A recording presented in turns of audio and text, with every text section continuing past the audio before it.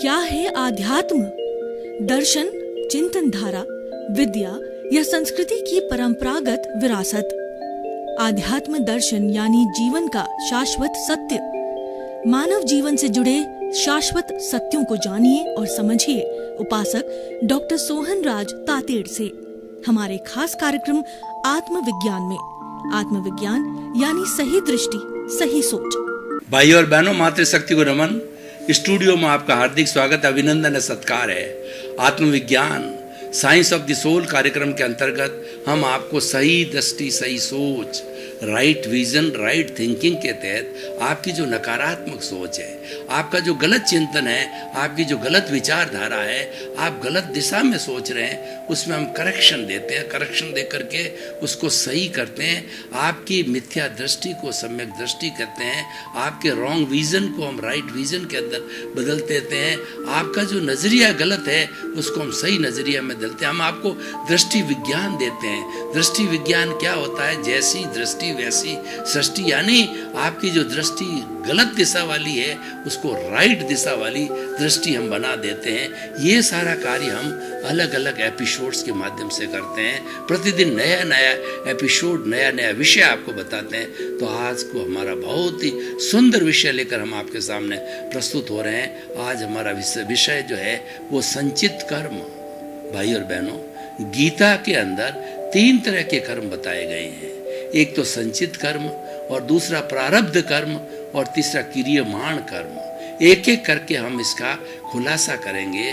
तो आज संचित कर्म की हम बात करें। संचित का मतलब कलेक्टेड, इकट्ठा किया हुआ, कलेक्टिव। सारा हम जो जो संचय करते हैं वो सारा संचित कर्म कहलाता है। और ये संचित कर्म अनादि अनंत काल से चल रहा है। इसके बारे में क्या है? ये सारा कर्मों का पुलिंदा है। जो कार्बन शरीर है वह हमारी इस आत्मा के साथ में फेविकॉल की तरह लगा हुआ है। तभी हमको ये स्थूल शरीर मिला है और तभी हम जन्म जन्मांतर के अंदर घूमते हैं। तो एक बार उनके कई शिष्यों ने जो है भगवान महावीर को प्रश्न किया, हे प्रभु, आप ये बताइए कि इस आत्मा के साथ के अंदर ये कर्म जो है ये कब से जुड़े हुए हैं? तो भगवान ने वापस प्रति प्रश्न किया कि आप बताइए कि पहले मुर्गी हुई या अंडा हुआ? तो भक्तगण चिंतन करते रहे कि अंडे बिना मुर्गी नहीं हो सकती, मुर्गे बिना अंडा नहीं हो सकता।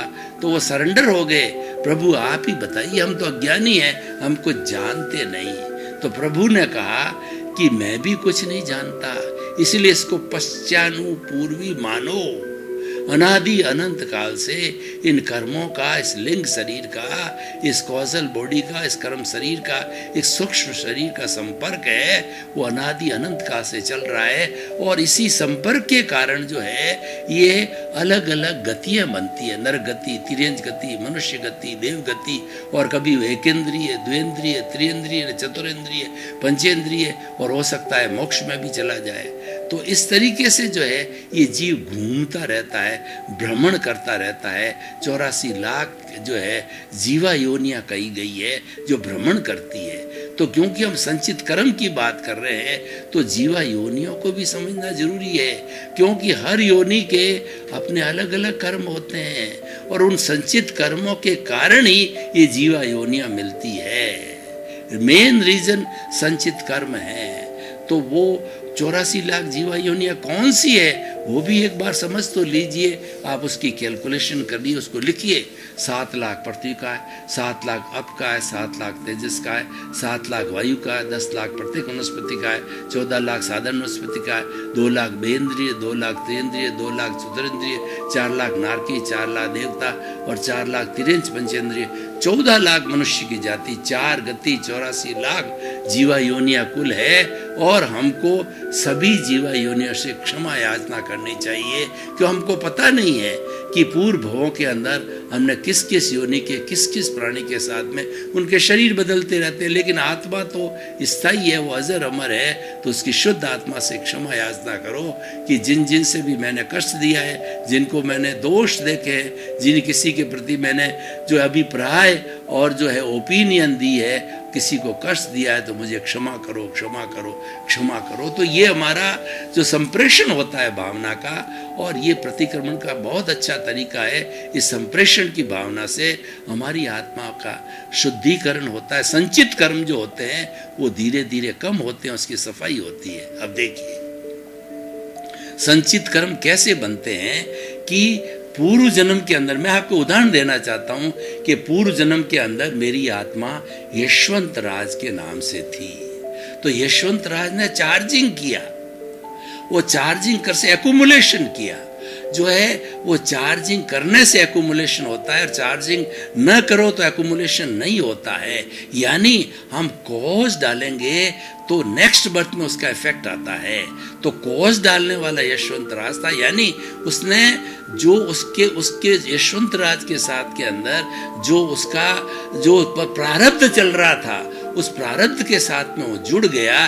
जुड़ करके उसने उसके साथ जुड़ के नए कॉज डाल दिए। तो ये जो नए कॉज डालना है, ये एक संचय करना है। पूर्व जन्म में यशवंत राज ने ऐसे ऐसे कॉजेज डाल करके उनका संचय किया, तो इस जन्म के अंदर वो संचित द्रव्य कर्म मुझे मिले और वो भुगतना मेरे शरीर को होगा।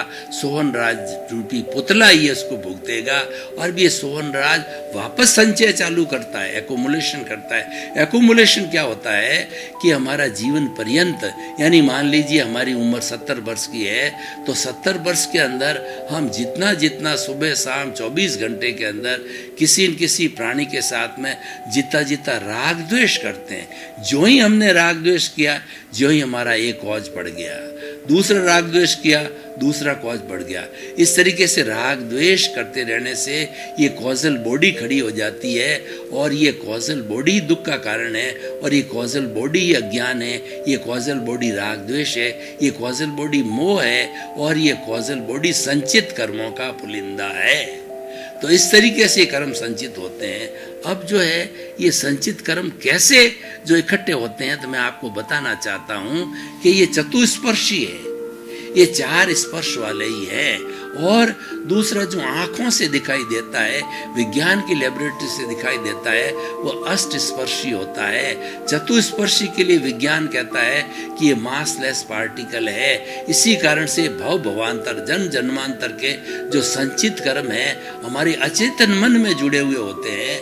हमारे जो है वो अचेतन मन, यानी हमारा जो ये कॉजल बॉडी है, लिंग शरीर है, और हमारा जो है वो सूक्ष्म शरीर है और कार्बन शरीर है, उसके अंदर संचित होते हैं और उसमें इकट्ठे होते हैं। उन इकट्ठे हुए कर्मों को ही संचित कहा जाता है, इकट्ठे होना। और ये संचय जो है, ये हमारा जितना भी कॉजल बॉडी में काम करने वाला राग द्वेष जड़ तत्व है, वही जड़ तत्व को ताड़ता है, वही इसको खींचता है और खींच करके संचय कर लेता है। इकट्ठे करते जाना, जोड़ते जाना, बैलेंस बढ़ाते जाना, ये सारा संचित कर्म कहलाता है। और ये कर्म 8 तरह के होते हैं। कौन कौन से 8 तरह के होते हैं? ज्ञानावर्णीय, दर्शनावर्णीय, वेदनीय, मोहनीय, आयुष्य, नाम, गोत्र और अंतराय। इसमें से 4 जो कर्म होते हैं जो कि संचित किए जाते हैं, संचित हो जाते हैं, तो क्रियमाण होता है, पहले कर्म करते हैं, और कर्म जो है करते ही वो जाकर के हमारे राग द्वेष के अकाउंट में जाके संचित हो जाता है। और कर्म जो है डिक्टेटर नहीं है, सर्वे सर्वा कर्म नहीं है, वो तो संचय हुआ। और वह संचय कैसे होता है उसका भी होता है, प्रकृति स्थिति प्रदेश अनुभाग के द्वारा संचित होता है। यानी जब कोई भी कर्म संचित होता है, जब कोई भी कर्म अर्न कर लिया जाता है, तो पहले उसकी प्रकृति बनती है। प्रकृति क्या हुआ? ज्ञानावर्णीय, दर्शनावर्णीय, वेदनीय, मोहनीय, आयुष्य, नाम, गोत्र, अंतरा। इसकी जो है 148 प्रकृतियां जो है, ये प्रकृति हो गई। स्थिति हर कर्म जब संचय किया जाता है वो कितने ड्यूरेशन तक आत्मा के साथ रहेगा। अधिक से अधिक दर्शन मोहनीय 70 करोड़ सागर तक रह सकता है। तो इस तरीके से ये इनकी अवधि होती है। प्रकृति स्थिति प्रदेश मतलब कितनी क्वांटिटी के कर्म जो है हमने कॉज डाल करके हमने जो है वो कॉजल बॉडी के अंदर कितनी क्वांटिटी के कर्मों को मन इकट्ठा किया। प्रदेश है, अनुभाग का अर्थ होता है जब प्रारब्ध के अंदर आएगा तो वो किस तरीके का रस देगा, किस तरह का प्रभाव डालेगा। प्रभाव 3 तरह का होता है, एक तीव्र होता है, एक मध्यम होता है, मंद होता है। तो वो प्रभाव डालता है। तीव्र का मतलब है अगर हमारा वेदनीय कर्म उदय में आ गया है और किसी व्यक्ति को कैंसर है तो भयंकर वेदना देगा, ये तीव्र है। और दूसरा क्या है, किसी व्यक्ति के घाव है तो समय समय पर उसमें जो पस पड़ती है वो पस जब है वो होती खट्टी होती तब दर्द होता है, बाकी समय में दर्द नहीं होता है। तो ये इसकी मध्यम स्थिति हो गई। और उसके बाद के अंदर जो है वो रस हो गया, मध्यम रस हो गया। और निम्न रस के अंदर क्या है कि कर्म ने थोड़ा सा जो है वो आदमी को भुगतान किया, थोड़ा सा उसको दुख दर्द हुआ और ठीक हो गया। जैसे कि हमारे कांटे का चुभना, कांटा जब चुभता है तो हमारे एक दर्द की अनुभूति होती है। ये हमारा जो है सूक्ष्म जो है कहना चाहिए अनुभाग है, सूक्ष्म रस है और वह जो है थोड़े समय के लिए होता है। तो भाई और बहनों हम बात कर रहे हैं संचित कर्म की। ये संचित कर्म की 2 कैटेगरी हमने बताई। जो 4 जो संचित कर्म है वो आत्मा की घात करते हैं और 4 संचित कर्म है वो पुण्य पाप दोनों होते हैं। वो हर शरीर से जुड़े हुए हैं क्योंकि एवरी टाइम नया नया शरीर आता है। जब तक कि आत्मा मुक्ति को नहीं जाता है तब तक आयुष्य के अधीन नया शरीर बनता है। पेड़ का, पौधे का, गाय का, भैंस का, ऊंट का, बैठ का, मनुष्य का, जैसा जैसा उसका कर्म किया होता है, संचित कर्म होता है, आयुष्य कर्म होता है, उसके अनुरूप मिलता है। तो ये जो है जो घात करने वाले आज जो आत्मा की घात करते हैं वो ज्ञानावरणीय, दर्शनावरणीय, मोहनीय और अंतराय कर्म। अंतराय एक बाधा है। जब हमारा ज्ञानावरणीय, दर्शनावरणीय और मोहनीय कर्म टूट जाते हैं, समाप्त हो जाते हैं तो बाधा समाप्त होती, निर्बाधा बन जाती है। तो वहाँ कोई अंतराय नहीं लगती है। और वैसे अंतराय जो लगती है, बाधा लगती है, उसके 8 कारण भी बताए गए हैं। वो कारण है कि आपके मद 8 तरह के मद। कौन कौन से? तप का मद, ज्ञान का मद, ऐश्वर्य का मद, जाति का मद, कुल का मद और जो है अपने ज्ञान का मद और तपस्या का मद। तो इस तरीके से ये मद होते हैं। इसी मद के कारण जो है ये अवरोध पैदा होते हैं और मद के कारण जो है वह जो है जब ये मद जो समाप्त हो जाता है, हमारा अंतराय टूट जाती है तो ज्ञानावरणीय, दर्शनावरणीय और मोहनीय अपने आप टूट जाते हैं। अंतराय टूटनी चाहिए तो उसका भी समय होता है, ड्यूरेशन समाप्त होती है, अंतराय टूट जाती है, टूट करके वो कर्म झड़ जाता है जिसको हम निर्जरा कहते हैं। तो भाई और बहनों, आत्मा की घात करने वाले ज्ञानावरणीय कर्म, दर्शनावरणीय कर्म, मोहनीय कर्म और अंतराय कर्म। ज्ञानावरणीय कर्म एक पट्टी के समान है। हमारे आँख पे पट्टी कैसे बांध देते हैं, उसी तरह से ज्ञान का आवरण आया हुआ आत्मा के ऊपर। और वह आवरण कैसा है? सूर्य के ऊपर सूर्य ग्रहण हुआ था अभी कुछ दिनों में, तो उसके ऊपर जो है हमारे बादल आकर के आच्छादित हो गए थे और सूर्य को ढक लिया था। एकदम कुछ समय तक जो है वो घंटा 2 घंटा अंधकार बना रहा क्योंकि सूर्य को ढक लिया।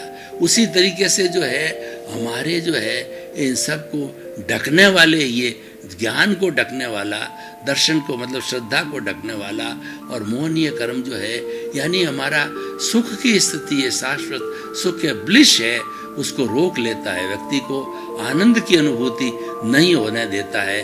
तो जब ये इसकी अंतराय टूटती तीनों की तब जाकर के टूटते, जिसको क्षीण मोह कहा जाता है। और जब ये अंतराय पूरी टूट जाती है तो क्षीण मोह के अंतर्गत 12वें गुण स्थान के अंदर वह जीव पहुंच करके और वह क्षीण मोह हो जाता है, वीतरागी हो जाता है। और वीतराग बनने में और केवली बनने में सिर्फ अंतर मुहूर्त का डिफरेंस बाकी होता है। अंतर मुहूर्त का अर्थ होता है कम से कम एक समय और अधिक से अधिक 48 मिनट तक। तो ये पलक झपते ही समय निकल जाता है और 48 मिनट में तो समय लगता ही है। तो अंतर मुहूर्त के समय के अंदर जो है ये कर्म जो है वो वहाँ पे रस देने लग जाते हैं, और अंतर मुहूर्त समाप्त होते ही जो हमारा जो क्षीण मोह गुण स्थान है वह जो है सहयोगी केवली बन जाता है, यानी वो भगवान स्वरूप हो जाता है, शरीरधारी भगवान बन जाता है। और वह निश्चित रूप से जो 48 मिनट के बाद में केवल ज्ञान को प्राप्त करेगा, और केवल ज्ञान को प्राप्त होने के बाद के अंदर वो जड़ की चेतन की कोई अवस्था, भूत की, भविष्य की, वर्तमान की उसे छिपी नहीं रहती, उसकी जानकारी में रहती है। तो भाई और बहनों, एक ज्ञानावर्णीय दर्शनावर्णीय कर्म है। दर्शन यानी जो है हमारे श्रद्धा को ढकता है। ये 9 तरह के, इसका वर्गीकरण 9 तरह के होते हैं। तो हमें जो कारण ज्ञान के और ज्ञानावर्णीय के वही दर्शनावर्णीय के कारण है।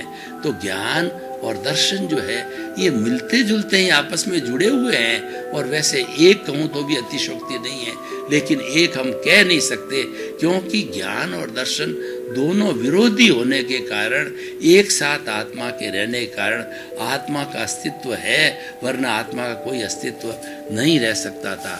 तो ज्ञानावर्णीय, दर्शनावर्णीय, मोहनीय जो है कर्म है, ये व्यक्ति शराबी की तरह होता है।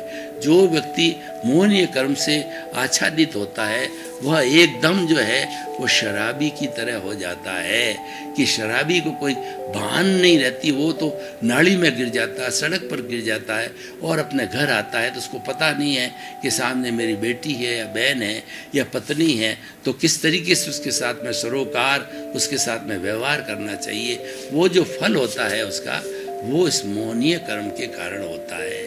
और जो है हम अंतराय की बात मैं पहले कह चुका, अवरोध है, ये अवरोध टूटने से ही व्यक्ति जो है वो अवधि ज्ञान, मन प्रयोग ज्ञान और केवल ज्ञान को संपूर्ण रूप से प्राप्त कर सकता है। तो भाई और बहनों, हम बात कर रहे थे घाती कर्म की। इसी तरह से घाती कर्म, ये सब संचित कर्म है, ये संचय किए हैं और प्रारब्ध में आते हैं जब भी ये कोई तरह की तकलीफ देते हैं। प्रारब्ध में आए बिना ये तो संचय के अंदर पड़े रहते हैं, और जब निश्चित समय आता है जो कार्बन शरीर जो है वो कार्बन शरीर खुला होता है, और वो कार्बन शरीर खुल करके प्रारब्ध के अंदर आता है। तो ये सारा हमारा संचित कर्म की बात हुई। तो भाई और बहनों, अब संचित कर्म को हम ये सब इतना व्याख्या की है, तो इसको जानने से हमको क्या फायदा है?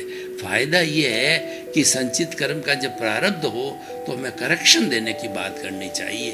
हालांकि जो कुछ भी परिणाम है उसको हम बदल नहीं सकते हैं, पर हमें रिलेटिव पुरुषार्थ करना चाहिए कि उसमें से हम करेक्शन जितना दे सकें बड़ी पोलाइटली के हिसाब से, वो हमें करेक्शन देना चाहिए, ताकि उसके अंदर कुछ न कुछ सुधार हो सके। व्यक्ति को जो भोग है उसमें जो है सुख और दुख की अनुभूति है वो कम हो जाए।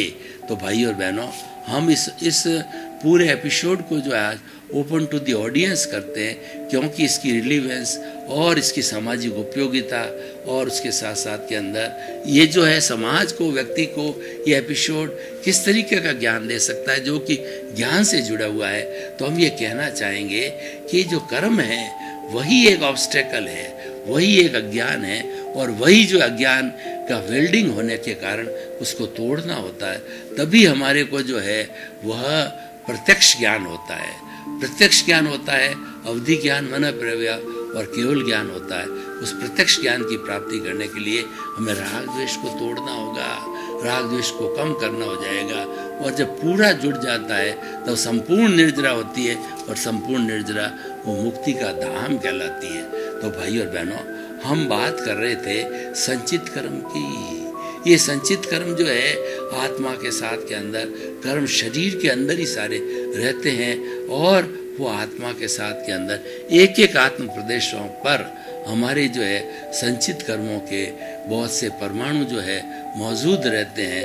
और इस तरीके से जो संचित कर्म होते हैं वो आत्मा का एक हिस्सा बन जाते हैं, उसके साथ ही रहते हैं। और लेकिन जब समय आता है, जब प्रारब्ध आता है, तो वही संचित कर्म जो है बर्फ की शिला की तरह पिघलते हैं, और वो जो है वो अपने आप पिघल करके झरने लग जाते हैं। क्योंकि जो साधक है वो ज्ञान लेने के बाद के अंदर वो ज्ञाता दृष्टा में रहना पसंद करता है और ज्ञाता दृष्टा वाला बन जाता है, वो भटक भी जाता है, तो प्रज्ञा बहन आती है और उसको जो है पुनः सही रास्ते पर ला करके और उसके प्रतिक्रमण करा करके ज्ञान को हाजिर करके पुनर्प्रतिष्ठा करती है और वह व्यक्ति आराम से बोलने चालने लग जाता है और कार्य पद्धति करने लग जाता है। तो ये सारा संचित कर्म जब तक रहेंगे तब तक हमें जो है वो कर्मों से छुटकारा नहीं मिल सकता है।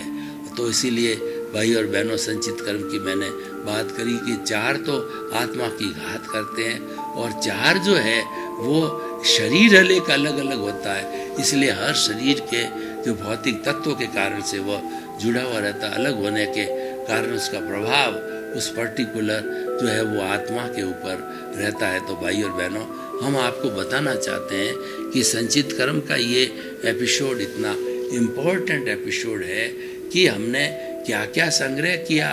जिस तरीके से धन का संग्रह किया जाता है उसी तरीके से हमारे सामने जो घटित है, जो हम पीछे से लेकर के आए हैं, जो हमारा परिणाम है, जो हमारा उदय भाव है, तो उस उदय भाव के साथ के अंदर हम जुड़ जाते हैं।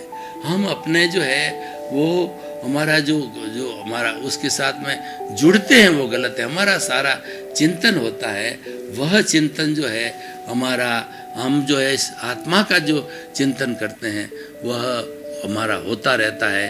तो हमें देखने की बात यह है कि ये संचित कर्म जो है वो किस तरीके से हमको कष्ट देते हैं। तो कष्ट तभी देंगे जो उदय भाव में होंगे, और लेकिन उदय भाव में नहीं हो तो वो उपशम की अवस्था के अंदर आत्मा के साथ के अंदर जुड़े ही रहते हैं। तो भाई और बहनों, हम बात कर रहे थे संचित कर्मों की, तो इसको जानने के लिए, इसका सुधार करने के लिए जो है हमें ये चिंतन करना पड़ेगा कि कर्म 2 तरह के होते हैं, कुशल कर्म और अकुशल कर्म, यानी बुरा कर्म और अच्छा कर्म।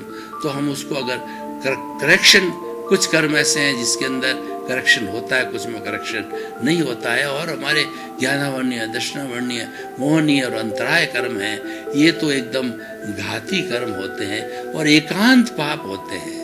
तो इसीलिए हम उसकी बात नहीं करते हैं। तो हम बात करते हैं जिसमें पुण्य और पाप दोनों होता है, वो हमारे जो है व्यवहार जगत है उसके अंदर होता है। तो उस पुण्य और पाप को जो है हम उसके अंदर जो संचित कर्म है उसके अंदर से हम निकालने की कोशिश करें, तो हमारा ये संचित कर्म भी धीरे धीरे रिड्यूस होकर के और जीरो हो जाता है, और वो हमारे इस कॉजल बॉडी से जो है वो जीरो होकर के अलग होने के कारण में जो हमारा ये शरीर है शुद्ध बुद्ध मुक्त बन जाता है, और फिर उसको संसार में भटकना नहीं पड़ता है। तो भाई और बहनों, हम ये बता रहे थे कि संचित कर्म जो है हमारे ही द्वारा अर्जन किए हुए होते हैं और वो अपनी अपनी जगह पे कैटेगराइज होते रहते हैं। भाई और बहनों, आपका बहुत बहुत धन्यवाद। आप आत्मविज्ञान कार्यक्रम बराबर देख रहे हो, आप देखते रहिए। आत्मविज्ञान कार्यक्रम एक उन्नति का कार्यक्रम है, ये जीवन को रूपांतरण करने का कार्यक्रम है, ये जीवन को बदलने का कार्यक्रम है। इसी क्रम में आपके प्रति मंगल भावना, शुभकामना, आपका जीवन आनंदमय हो, मंगलमय हो, सुखमय हो, आपके प्रति बहुत बहुत शुभकामना। क्या है आध्यात्म? दर्शन, चिंतन धारा, विद्या या संस्कृति की परंपरागत विरासत। आध्यात्म दर्शन यानी जीवन का शाश्वत सत्य।